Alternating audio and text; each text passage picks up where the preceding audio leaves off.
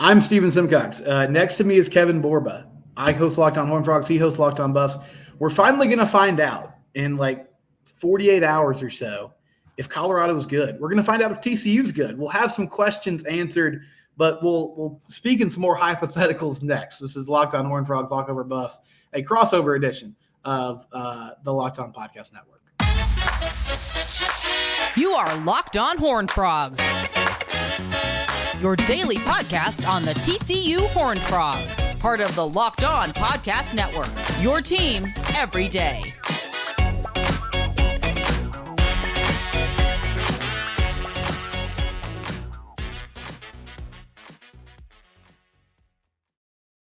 Welcome to a crossover edition of Locked On Horned Frogs and Locked On Buffs. I'm Stephen Simcox. Again, next to me is Kevin Borba. You can follow him on Twitter at Kevin_Borba. Make sure to subscribe to his YouTube channel, Locked On Buffs. You can subscribe to Locked On Horned Frogs on YouTube as well.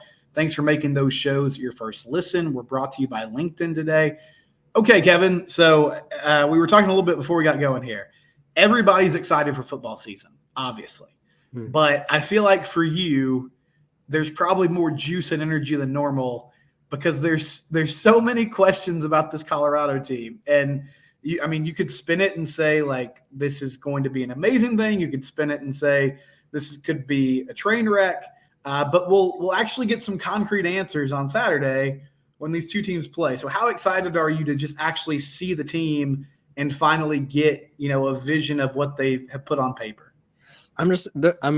To answer your question, I'm super excited. College football is back, which is why we all do what we do. Mm-hmm. It's exciting in general, but yeah, like you talked about, it's kind of crazy. I'm making like radio appearances and podcast appearances, and people will ask me about the team, and there's only so much I could give because obviously I see the well-off videos. I talk to people who are there because obviously I'm in California. So I talk to people that are taking in practices or whatever it may be. And it's like, you can only get so much from that. The eye test, I'm not a big proponent of the quote unquote eye test that the playoff committee uses. But I mean, it kind of applies here where it's like, I really would just like to see things go down in person. And so I'm excited to see what this team ends up being.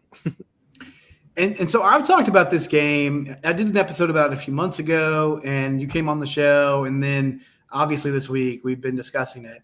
And one thing that has stood out to me is I feel like I've given Deion and this group adequate respect. They've really overhauled this roster. There are a lot of fans of Colorado, fans of Coach Prime, that have been like, you don't understand like the talent level that's coming in to Fort Worth on Saturday. Which might be true, but I'm just curious from your perspective, aside from the obvious names like Travis Hunter, Shedeur Sanders, and then it's weird because I'm so tunnel vision on the transfers. They also have freshmen that are coming in as well. Like somebody told me the other day, they were like, well, they have two receivers that are in the top, 300 recruits. And I'm like, okay, yeah, I wasn't even really thinking about that aspect. But of the newcomers, besides the obvious two guys, who were a few names that you're most excited to see or that people should know going into the game Saturday? Yeah, I'll do a couple on offense and a couple on defense. I think offensively, Xavier Weaver and then Jimmy Horn Jr., they're both wide receivers. They both transferred from the University of Southern Florida or South Florida, whatever it is, USF. Jimmy Horn is probably one of the fastest guys in the country. Just it is what it is. Like, he's super fast. I think he ran a verified 4.3 already, 4.340 that is. And then Xavier Weaver was he left USF as one of their most accomplished receivers of all time. I think he finished sixth in like receiving yards in program history. And so with better quarterback play, they're upgrading from, and we know who he is. Gary Bohannon was his quarterback last year. So we know what Gary Bohannon is. He's all right. So upgrading quarterback play should give them more opportunities to play. I look at another receiver as Javon Antonio. He came from Northwestern State. He's like 6'5", kind of looks like I don't want to call him Calvin Johnson, but that's what he's built like. He's huge, super muscular, and kind of goes up and gets the jump ball. And then obviously on the defensive line, which, as we know, was kind of the biggest victim or one of the biggest victims of Tom Luganville, I forgot how to say his name, the ESPN analyst.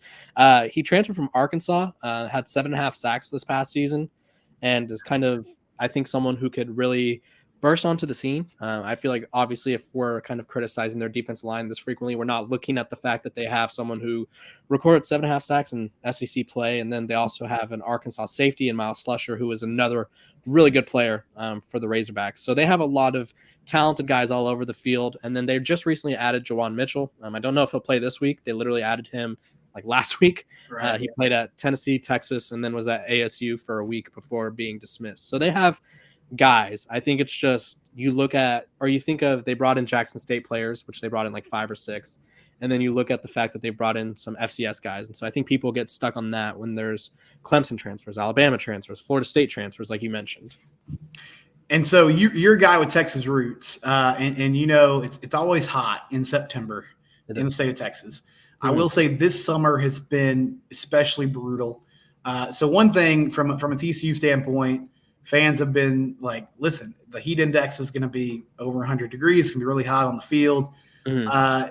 Has Deion talked about that? Is that something that they're concerned about? I know they're accounting for it, but do you think that'll be a legitimate factor in the game Saturday? I want to say no. I think obviously it's going to be hot and both teams have to play in the heat and both teams are going to get fatigued and there's going to be adrenaline. I'm looking at the weather right now in Colorado and it's 90 degrees. Obviously that's not 100 and whatever you said, but right. 90 degrees in the mountains may feel just as warm as it does there. Plus you got to keep in mind, we've been talking about all these transfers and all the players that Coach Prime brought in. A bunch of them are from Florida. So they're from the humidity. They're from these areas. And so I think they'll probably get there. They'll warm up and get used to the heat, but I don't think it'll be as big of a factor as people are making it seem. I think when we think of Colorado, it's like, oh, it's the winter wonderland. But no, it gets toasty out there. It's humid. They're in the mountains, so they're just as close to the sun as anybody. So I think it'll play a little factor, but I don't think it's going to be like we lost this game because it was 102 degrees, you know? Right. I did an episode Wednesday about the trenches, so offensive, defensive line. And honestly, you mentioned the defensive line. When I started to look at the D line for Colorado, I was like, okay, well, they have a pretty good combination of both guys that have put up numbers in the Power 5 level and then players that you would think could give them some depth, right? Like just give them a good snap count. I'm not really sure about that Colorado offensive line. So when you look at those two sides of the ball, do you think they're good enough to hold up? And I guess which one would give you bigger concerns going into the season? Yeah, the defense line I trust way more than the offensive line. You kind of mentioned it. They have guys like Leonard Payne, who played a lot at Fresno State. They have guys like Amari McNeil or a guy from Florida State. His name's slipping my mind, Bishop Thomas. They were both backups there at Tennessee and Florida State, but they are still Power 5 guys. They're big bodies. They brought in Savell Smalls, who's a former 5-star recruit from Washington. Like I mentioned earlier, they have Jordan Dominic. They have Shane Cokes, who came from Dartmouth and was very productive there. And now he's kind of emerged as one of the leaders. And so I look at that defense line. I'm like, they have bodies, they have experience, and they have guys who I think can make plays. But then I look at the offense line, and I did an episode about this a couple days ago, and the fans of Colorado were not too pleased with it.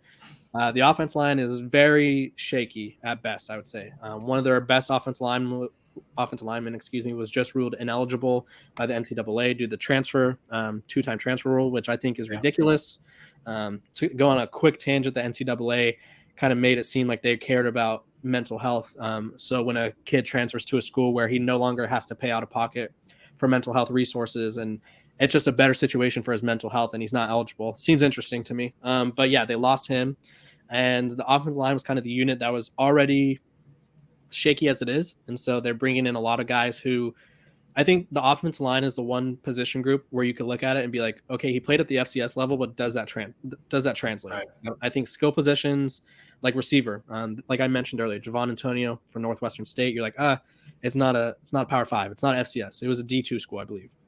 But does it translate? If he's a skill guy and he's got the size, maybe he just didn't have the grades, or maybe he just didn't get the proper looks. Maybe he's a late bloomer. Offensive line, they're a little undersized at some positions. They do have some big bodies. I won't take that away from them, but they're undersized and inexperienced. And so that's my concern. But Shedeur Sanders can kind of move a little bit, so that should help. But that is my biggest question on the team. Okay. Yeah. And that's good perspective, because obviously that's going to be a huge part of this ball game. And then moving forward, keeping that quarterback upright. Sean Lewis, huge name in the offseason, former head coach at Kent State. Mm-hmm. we know both these teams, I expect are going to run, are going to go fast, they're going to have tempo. Besides just the speed of it, what can you kind of expect from his offense on Saturday? Yeah, I think we just talked about the offense line being a weakness. I think we can expect speed, and they're going to be getting the ball out quick. I think they're just going to try to put the offensive line in positions to succeed. You obviously, if you're not confident in them, you don't want them to try and block for Shedeur Sanders as he waits for a place to develop downfield. Mm-hmm. Now, I'm not saying that they won't take shots down the field, but I think they're going to go quick and try to get everybody comfortable. I think they're going to try to use the running game the best they can, kind of take the pressure off Shedeur Sanders. And realistically, this is what Colorado's advantage is. And Sonny Dykes talked about it. I think it was last week. There's no really film on anybody on this team right now. Like, obviously, There's film from Jackson State. There's film from USF. There's film from Kent State. But there's different players everywhere. So that's kind of the advantage that they have. And if I'm Sean Lewis, maybe I throw out a couple different looks that I didn't even show at Kent State. Maybe I throw out a couple of plays or schemes that we haven't really been using. Just kind of make it confusing and difficult for TCU before they can really hone in or kind of start attacking that offensive line. And so, final thing before we kind of flip the script here, when I'm looking at this team, there's talent, especially the skill positions. Do you think secondary is where Colorado feels like they're at their best with kind of the combination of young talent and some experienced guys as well? Yeah, I think the secondary is probably their deepest outside of receiver, because I love their receiver group. They just have speed and athleticism everywhere. But the secondary is starting caliber guys all over the place. Obviously, there's Travis Hunter locking down one spot. And I wrote about it yesterday over on Athlon. Cormani McClain, the 5-star recruit, was expected to come in and start right away. There's two other guys that are pushing for that other corner spot that it's so close that Coach Prime himself said that it just depends who comes off the bus first. That's how close it is for that corner spot. So they have a 5-star who will probably start eventually. That's kind of waiting in the wings. And then their safeties, they have, I think it's 6 or 7 guys that started somewhere else last year. So it's not like they brought in guys that were inexperienced. They have a guy that played a lot at Florida State. They have a guy that started at Kentucky. They had a guy that was all everything at Southern Utah. They have Shiloh Sanders, who played at Jackson State in South Carolina. And so that secondary is very deep. Miles Slusher, who I mentioned earlier from Arkansas. It's so hard to remember everybody because there's so many talented secondary members. And it's crazy because at most there's 3 safeties on the field, and that's probably their deepest position. And so they have a lot of depth there. So I think that's a good thing when you think of how much passing there is in the modern college football era. When we come back, TCU also has a lot of new faces. Kevin will ask me about that, along with Chandler Morris, new quarterback for the Frogs. That's coming up here on this crossover edition. Do you want to mention one of our great sponsors, though? LinkedIn. If you need to hire somebody, use LinkedIn. Listen, it can feel like a high-stakes wager when you're trying to find talent for your small business. You want to be 100% certain you have access to the best qualified candidates available. So use LinkedIn Jobs. Everybody knows LinkedIn is the place to go when you need to find work. LinkedIn Jobs will help you find the right people for your team faster, and it's free. You can add your job to their hiring frame and to your LinkedIn profile to spread the word that you're hiring, and they have simple tools like screening questions that make it easy for you to weed out people that might not make sense for the position. And you can quickly prioritize who you'd like to interview and hire. Don't waste time. Use LinkedIn. Small businesses rate LinkedIn Jobs #1 in delivering quality hires versus leading competitors. LinkedIn Jobs helps you find the qualified candidates you want to talk to, and they do it faster. Post your job for free at linkedin.com/lockedoncollege. You see it on the screen there if you're watching on YouTube. linkedin.com/lockedoncollege. Please use their service today. All right, Kevin, what's on your mind as Colorado takes on TCU here in a couple of days now? Yeah, I'm taking over the show now. I think, okay, obviously I understand TCU's 20.5-point favorites or 21-point favorites by now. Who knows what the line is. But I'm looking at last season's matchup. And this is just using my favorite property, the transitive property, okay? That game was an ugly watch for the first half or so. Chandler Morris was playing quarterback for TCU before he went down with an injury. And we looked at how that Colorado team did. They finished the season 1-11, okay? So bear with me. Chandler Morris struggled against that team. And I would say Coach Prime has upgraded the roster at Colorado. So theoretically, using the transitive property, of course, how good is Chandler Morris going to be, and why is TCU so favored, even though we saw him struggle against a worse team last season? Now put it all together for me, Stephen. No, I think it's a fair question. I mean, I feel like TCU was in sort of a similar situation as Colorado is in now going into last season. Brand new head coach, new staff, not this many new faces. They actually did have the core group from the previous years, but did add a lot of players in the transfer portal. You know, the things I remember from that first half of action, there was a lightning delay. I think that game started like an hour and a half later than it was expected to. And I feel like the guys came out pretty amped. And, yeah, Chandler missed some throws. He definitely didn't look great. Now, they started to get it going in the second half of that ball game before he twisted his knee, but they mainly did it running the football. And he didn't play last year, but I feel like he got a lot of, reps in practice. He's been around for 4 seasons, so it's this weird thing where is he a known commodity? No, but like you feel like he's a veteran, so I guess we'll find out when the bullets actually start flying. I think the team has a chip on their shoulder following an embarrassing loss in the national championship game. They do have a new offensive coordinator in Kendall Briles, and so they're running a new system. But I just believe that they have a good understanding of what Coach Dykes and the staff expects from them. And they added talent. I don't know.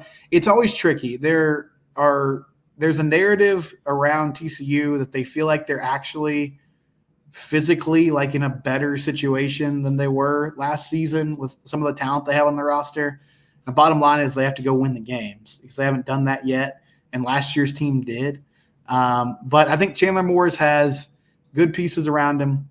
They're running an offense that he ran at Highland Park in high school when he played under Randy Allen. It's going to be a lot of tempo, a lot of RPO, and they believe that they're ready to rock and roll. I think there's a lot more continuity, with this group, obviously, than there is with this Colorado team. And so it is one of the huge sort of question marks around the season, and it's going to be predicated around his play. But, the word from the staff was that Chandler is really accurate.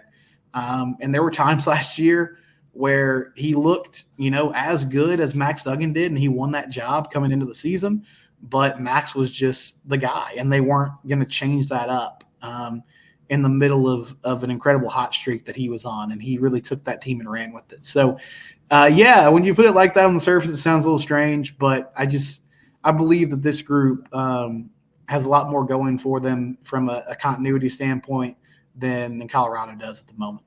Okay. I feel like the thing with me and Chandler, not me and Chandler, I don't know, but I feel like the thing that gets me with Chandler Morris is like, obviously it feels like we're reliving the same cycle as we did last year. If you feel me, obviously going into fall camp or spring camp and heading into the season last year, he beat out Max Duggan. Like it was like not even close according to Sonny Dykes. Like it was like Chandler Morris sounded like he was a world's better at quarterback. And then he comes in, and I think it's fair to say he was mediocre at best. I think the lights were a little bright for him. Maybe he was a little amped up or whatever it was.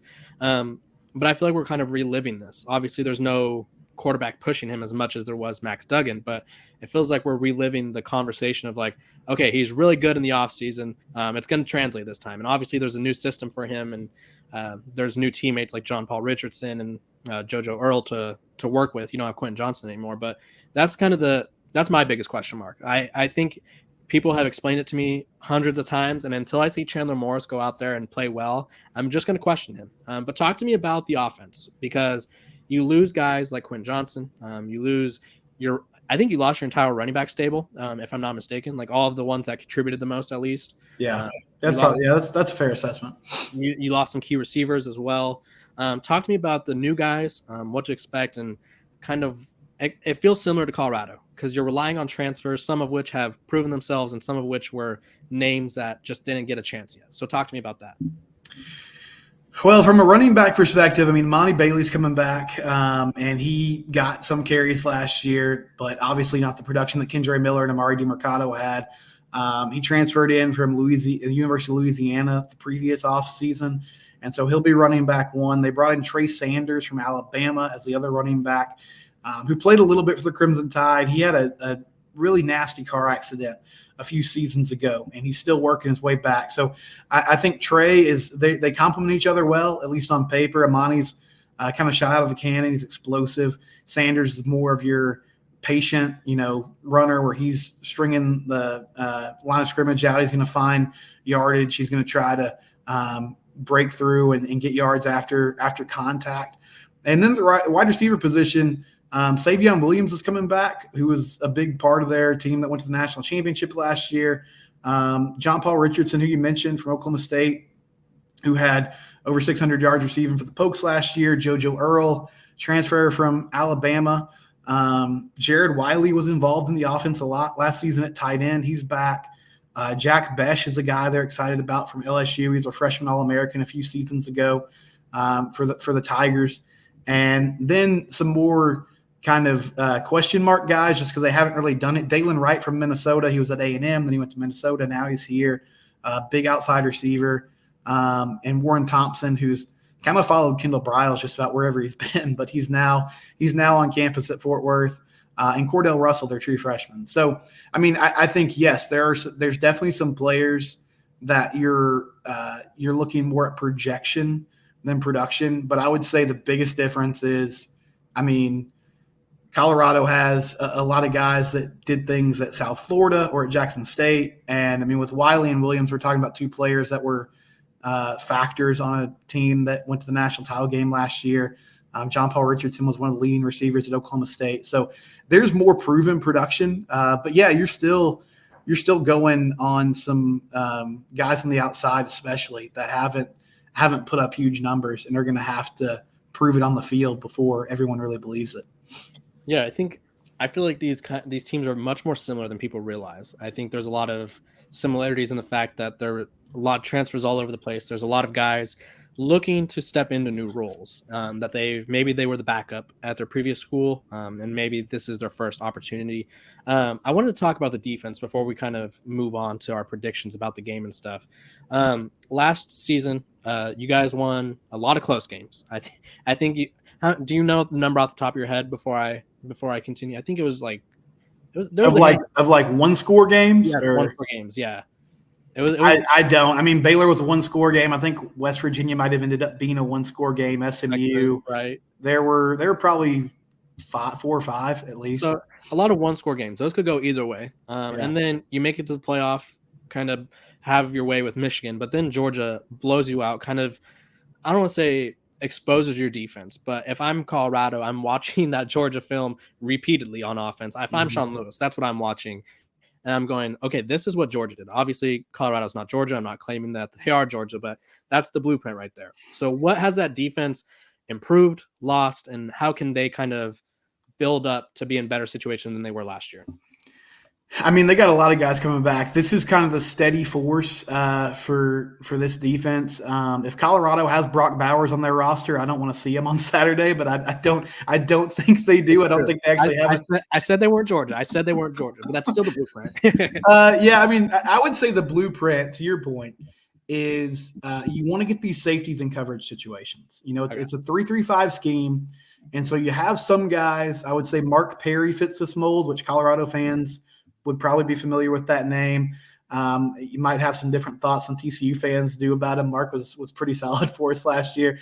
And some guys that are more down in the box, okay? They're more there to be in run support, be kind of like an extra linebacker.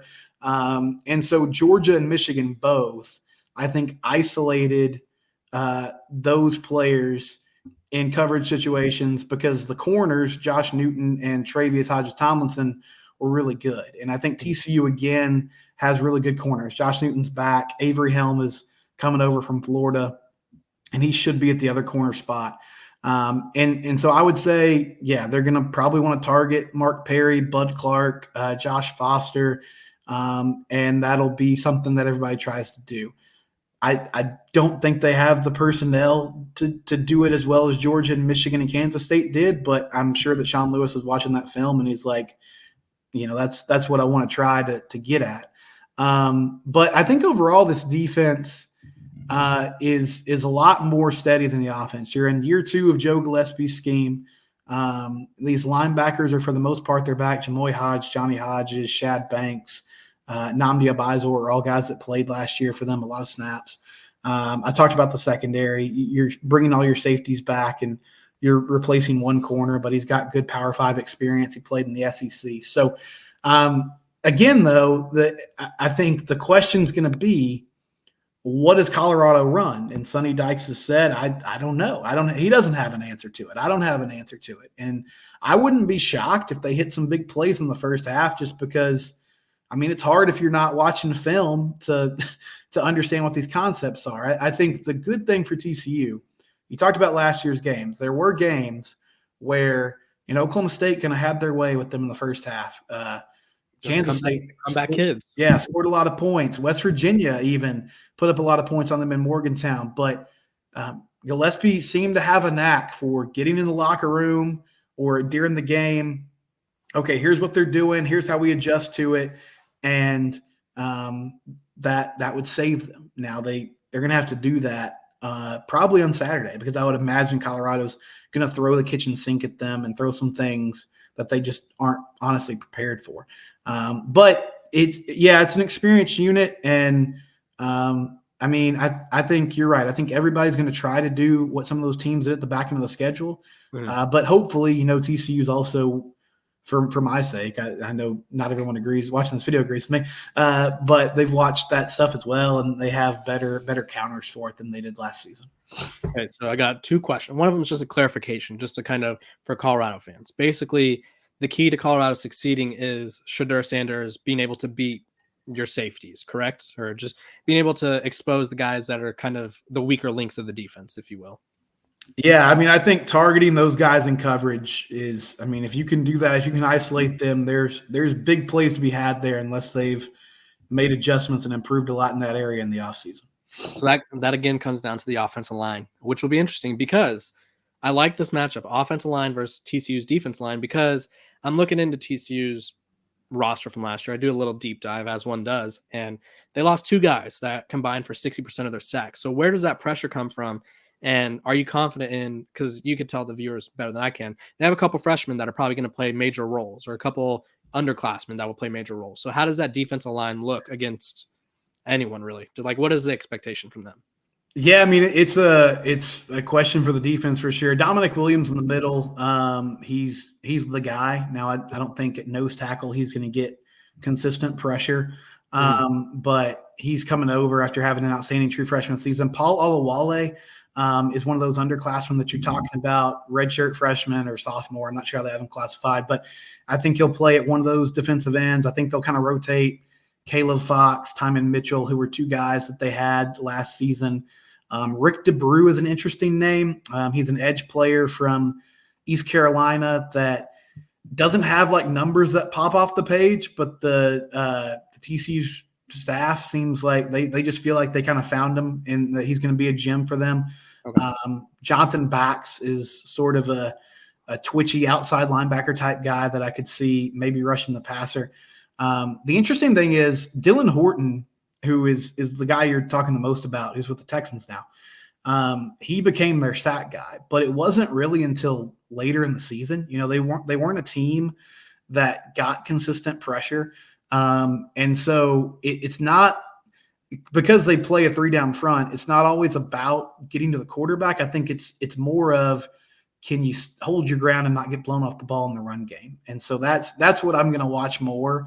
And part of that too is Sean Lewis likes to run the ball against light boxes. He's going to try to manipulate the numbers to his advantage.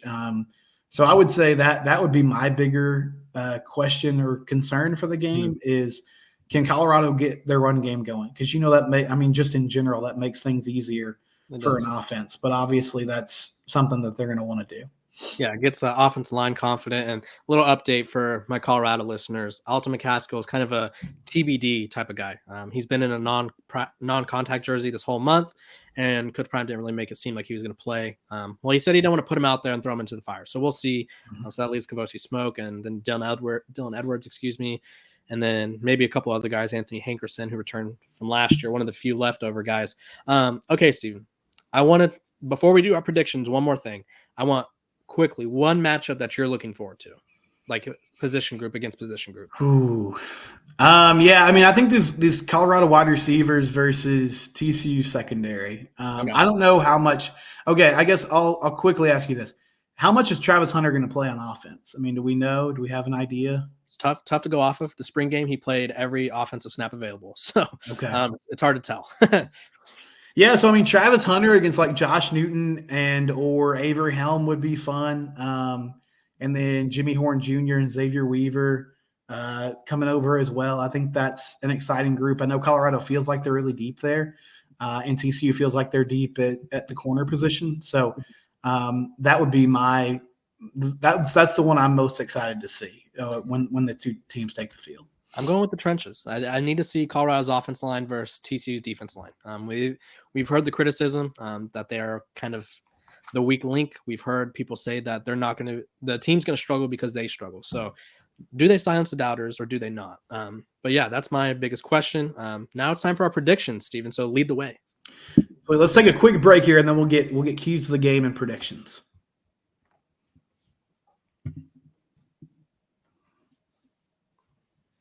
All right, Kevin, give me one or two. You talked about matchups. Give me just one or two keys for Colorado. If they win this game, how does it get done? Yeah, I think the main key is protecting Shedeur Sanders. If this offense is going to go at all, they need him to have some time. It doesn't matter how athletic of a quarterback you are. It's hard to make plays when you're always running for your life. And then the other one, I think they need to pressure Chandler Morris. I think if they want to win this game, they need to make Chandler Morris uncomfortable and kind of make him go back to his, I guess, last year's debut when he was kind of struggling and overthrowing the ball and kind of just not looking like he was as advertised. What about you? What's the key for TCU? Yeah, I mean, I'll say Sonny's talked a lot about how they're trying to just focus on themselves because of the challenge of preparing for this team. So, I mean, I think football 101, not turning the ball over, not committing stupid penalties, don't give up like a special teams touchdown, any sort of easy scores, easy plays for Colorado have to be, just a big no for the game. And then I think offensively, they're going to need to score. I feel like they can win this game comfortably, but with the unknown of Colorado's offense and team in general, I believe that's the side of the ball where they can exploit things more because regardless of what they kind of do on defense, if TCU can get the ball in their playmakers' hands, hopefully they can make some plays. Okay, Kevin, moment of truth here. I'm sure nobody will remember this or hold us to it, but let's get our predictions for Saturday. What do you think happens? So I think Colorado covers. I think the 20-point spread. There's just too many variables that have changed for both teams. And it's game one, so nobody's going to be perfect. I'm also factoring that in. So I think Colorado covers. This has been a game that I've consistently said that I see TCU winning by a touchdown or two. I think Colorado wins the Nebraska game, but that's not what this episode's about. I think TCU, like you alluded to it earlier, they just made it to the championship. They returned more. And obviously I think there's just kind of a different energy around them. I think Colorado, they're going to be answering a lot of questions as they go, is what it feels like. And I think this team will hit their stride eventually. I just feel like they have to work through some kinks. And I think that's kind of going to be the result of this game.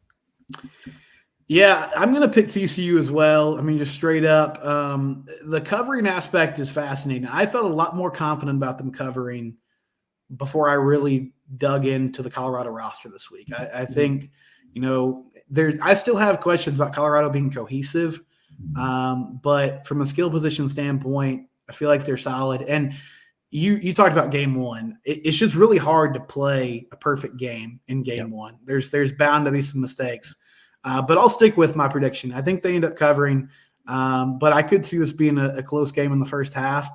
Please let us know, and I know you will. I don't really have to ask. I've seen the passion of both fan bases this week. Yes. You can argue in the comments here on YouTube. You can also tweet at us. I'm at Simcox Stephen. That's at Kevin_Borba. Kevin, anything else you want to plug before we go here? No, just you can follow my writing work over at Athlon. I'm covering Colorado and the whole Pac-12 for what will be the last year of the Pac-12 probably. So it's an exciting year of great football. Looking forward to seeing this college football season get started. This is fun, and we'll have some concrete evidence on Saturday night, which will be good to see. This is Locked On Crossover Edition. It's your team every day.